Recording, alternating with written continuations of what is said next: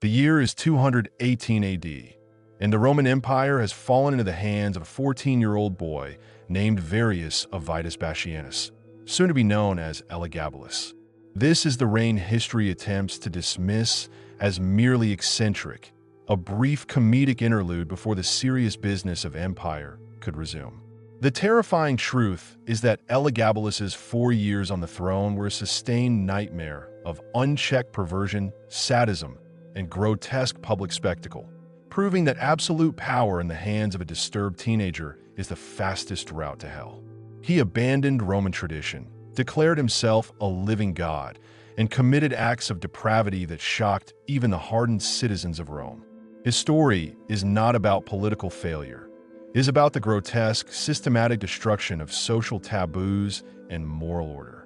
The terrifying truth is that Elagabalus's most bizarre and public acts of perversion were not random, but were meticulously orchestrated rituals designed to test the limits of Roman society's sanity. This era proved that the ultimate danger to Rome was not the barbarian at the gate, but the sick mind on the throne. Don't you dare look away. Watch this entire deep dive documentary and subscribe to Crown of Dread, and you will learn the one shocking record that proves Elagabalus personally used the threat of death to force his victims into ritualized humiliation. The terror began not with war, but with a bizarre, obsessive religious declaration that insulted every Roman. Elagabalus's tyranny began with a profound religious upheaval that directly challenged the Roman state. He was a high priest of the Syrian sun god Elagabal, and upon seizing power, he immediately attempted to force the entire Roman pantheon to worship his god above all others. This was not a subtle integration of foreign religion. It was a direct, violent assault on Roman tradition and the power of the Senate. Elagabalus seized the most sacred religious relics of Rome, including the Palladium, a sacred statue believed to protect the city, and locked them away in his own temple, forcing all gods to pay homage to his foreign sun god. He declared himself the living embodiment of Elagabal, demanding that senators and officials perform humiliating rituals in his honor. The Roman elite, proud and traditional, were appalled by the religious fanaticism and the public desecration of their ancestral faith. This religious mania proved that the emperor's personal obsession was now the state's absolute law. This situation illustrates the terrifying historical precedent of tyranny using religious ideology as a weapon. Elagabalus showed that controlling the spiritual narrative is the fastest way to assert absolute, unquestionable political dominance over a diverse society, a tactic used by many modern autocrats. The religious fanaticism cemented his power but guaranteed his bloody downfall. The emperor's personal life was a public spectacle of sexual depravity and gender anarchy that shattered Roman social norms. Elagabalus was openly effeminate, often appearing in public wearing silk robes, heavy makeup, and female hairstyles. His behavior was so unconventional that it drove the conservative Senate into a silent, desperate fury. Elagabalus reportedly demanded to be called the Empress or Madam, and he openly married a Vestal Virgin, Aquilia Severa, an act considered high treason against the Roman state. He later divorced her and, more scandalously, married a male slave named Hierocles, whom he elevated to the status of husband of the empress. This blatant disregard for Roman law and tradition was a deliberate, calculated act of political provocation. The emperor used his gender expression and sexual choices as a tool to humiliate and degrade the conservative ruling class. This historical account reveals the terrifying vulnerability of traditional political systems to radical personal expression. Elagabalus proved that attacking the established gender and sexual norms of society can be a powerful, disruptive form of political defiance, exposing the rigid fragility of the elite. The chaos of his personal life was a mirror of the political chaos he intended to create. Elagabalus extended his perversion into his public duties, using banquets and social events as horrifying stages for his sadistic games. His legendary banquets were not celebrations. They were elaborate, cruel social experiments designed to torment his guests. The emperor hosted lavish dinners where guests were often served bizarre, inedible food, or, in one infamous account, suffocated to death under mountains of rose petals. The guests, drugged and drunk, would often fall asleep on the floor, and the emperor would then order vast nets of rose petals to be dropped on them, drowning them in a fragrant, grotesque act of murder. In another instance, he reportedly fed his guests food made of wax or carved wood, mocking their hunger. The purpose was clear. The emperor sought to reduce the highest Roman nobility to groveling, terrified animals. This demonstrates the ultimate historical use of wealth as an instrument of sadism. Elagabalus showed that when a leader has infinite resources, the pursuit of perverse pleasure becomes an elaborate tool of political cruelty, transforming social custom into a terrifying lottery of death. The banquets were a terrifying social weapon. The final, chilling secret of the young emperor's reign was his bizarre, systematic search for a surgical procedure that would confirm his desired gender identity. This reveals the true psychological torment that lay beneath his madness. Elagabalus was reportedly so obsessed with his female identity that he offered massive sums of money to any physician who could perform a primitive, dangerous sex reassignment surgery. He often dressed as a woman and acted as a prostitute in taverns, engaging in bizarre, self-degrading acts. The emperor's inner world was one of profound psychological distress, which he projected onto the entire empire through chaos and cruelty. His personal torment was a mirror of the public suffering he inflicted. We have traced the terrifying descent into perversion and madness. But the ultimate, darkest secret remains: the brutal, bloody conspiracy that finally ended the boy emperor's horrifying reign. The emperor's financial policy was as grotesque and reckless as his personal habits, a systematic destruction of the state treasury used to fund his depravity. Elagabalus did not use money for infrastructure or legions. He used it to purchase obscene luxuries and fund his bizarre, humiliating games. He ordered the construction of massive, elaborate public works that served no purpose other than to shock the Roman elite with their sheer wastefulness. He demanded that his personal clothes be embroidered with gold thread and jewels, often discarding them after a single use. This ostentatious, relentless expenditure drained the state's wealth at an alarming, catastrophic rate. This wanton destruction of the treasury was a direct insult to the Roman state, proving that the emperor valued his fleeting amusement above the stability of his world-spanning empire. The Senate, already appalled by his perversions, was further enraged by his fiscal irresponsibility, recognizing that the emperor's instability was now a direct threat to the financial health and future of Rome itself. This grotesque financial conduct was a clear precursor to his violent, inevitable end.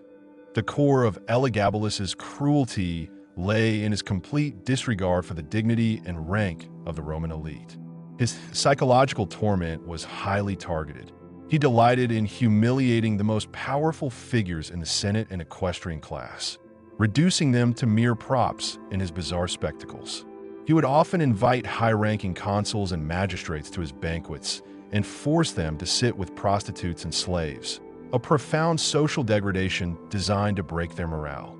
The most terrifying act of social destruction involved the emperor's bizarre sense of humor. He would reportedly invite bald men, men with gout, or men with specific physical deformities to his dinners, simply to mock and torment them throughout the meal.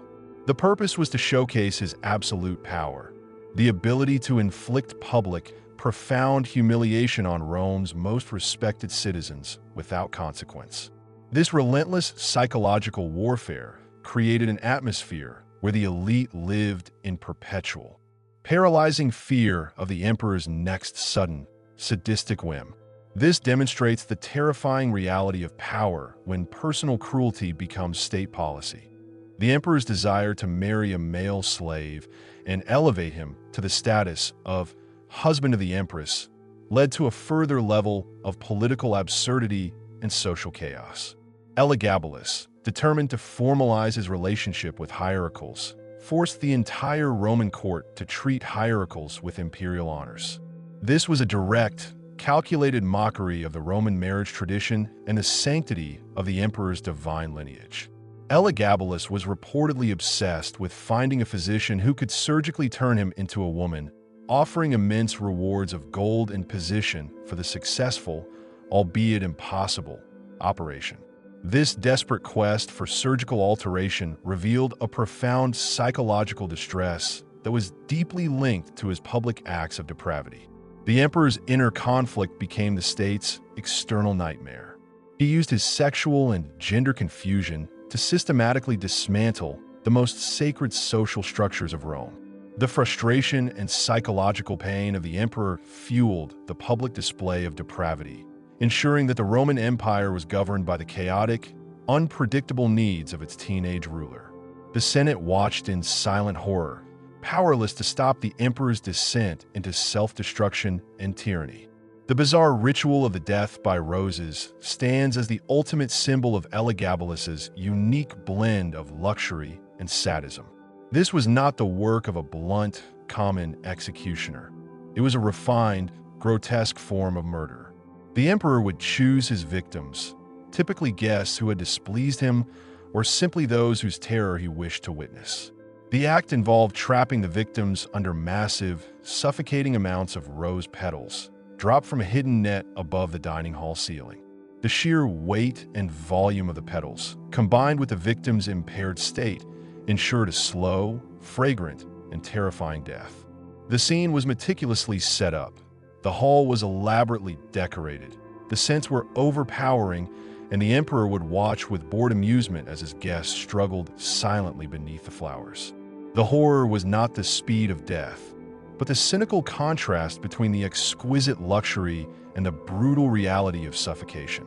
This perverse spectacle sent a clear message.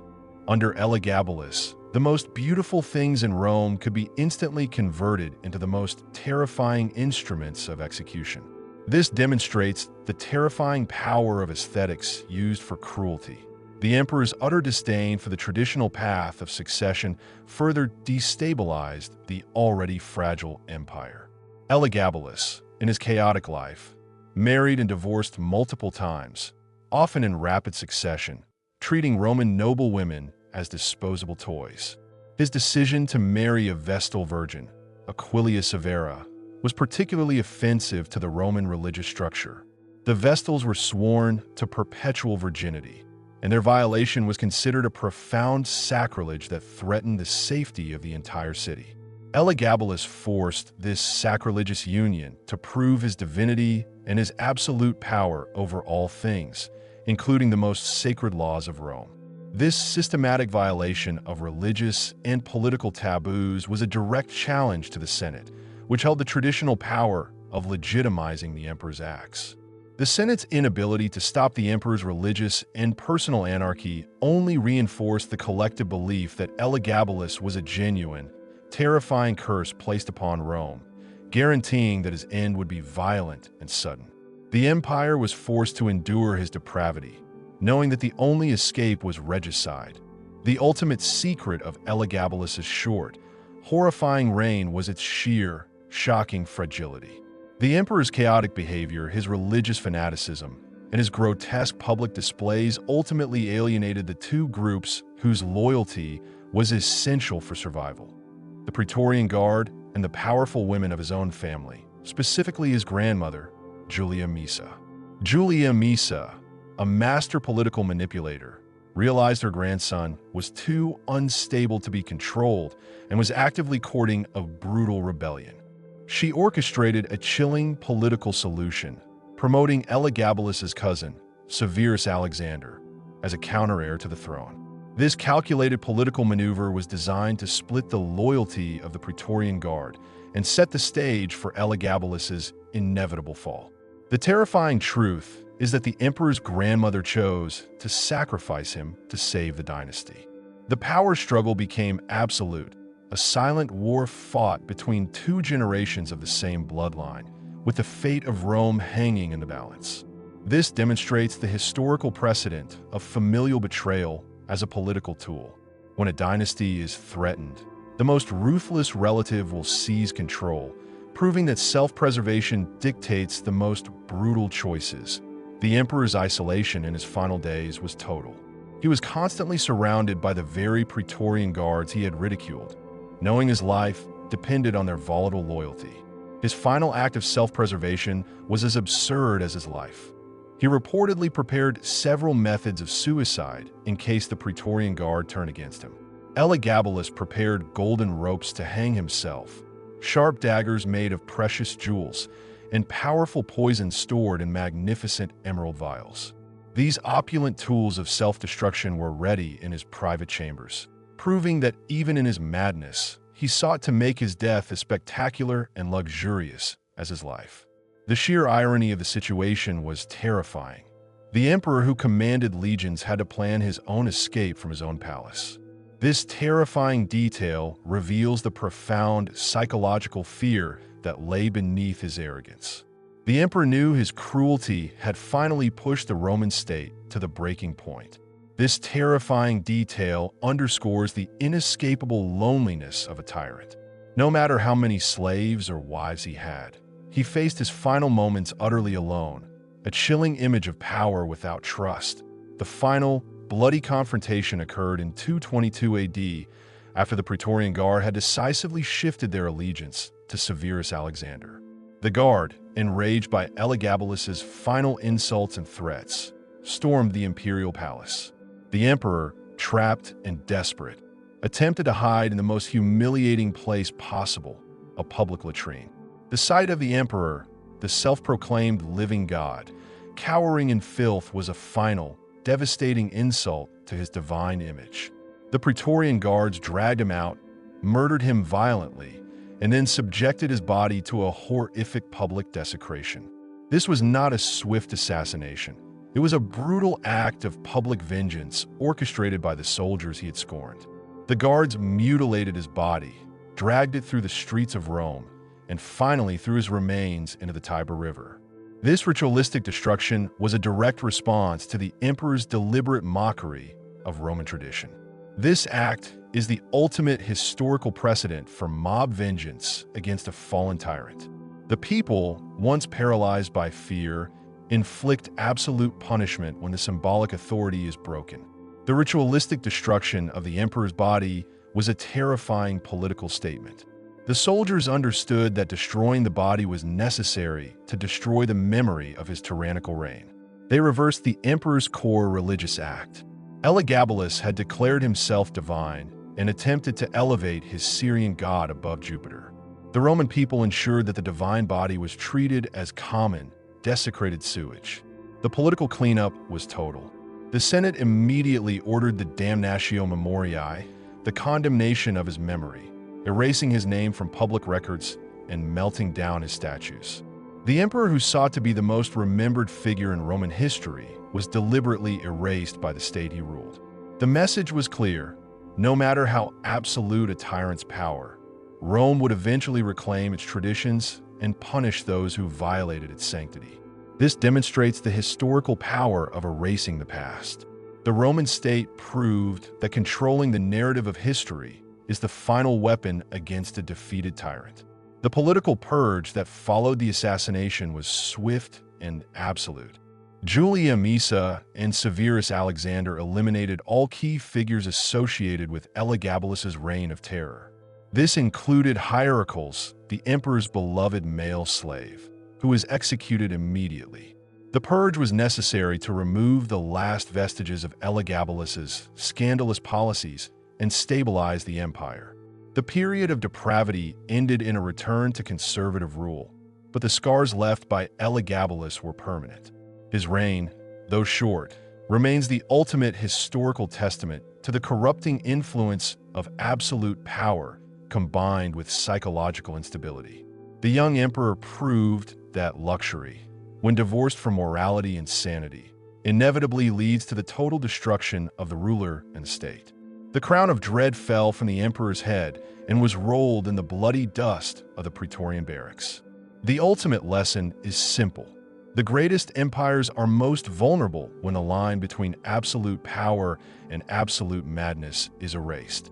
This horrifying chapter of history serves as a chilling warning about the fragile nature of order and the enduring human desire for both depravity and control. We have revealed the entire, horrifying truth. But now, we turn the final question to you, the crown of dread audience. Elagabalus was the victim of a political assassination, mutilation, and stoning, orchestrated by his own family, because his personal perversions and cruelty threatened the stability of the empire. Do you believe that the Praetorian Guard and Julia Misa were justified in committing regicide and desecrating the emperor's body to end his tyranny and save the Roman state from complete ruin? Let the world know your verdict. Drop your opinion in the comments below. Subscribe to Crown of Dread for more hidden history, and find the truth buried beneath the oldest thrones.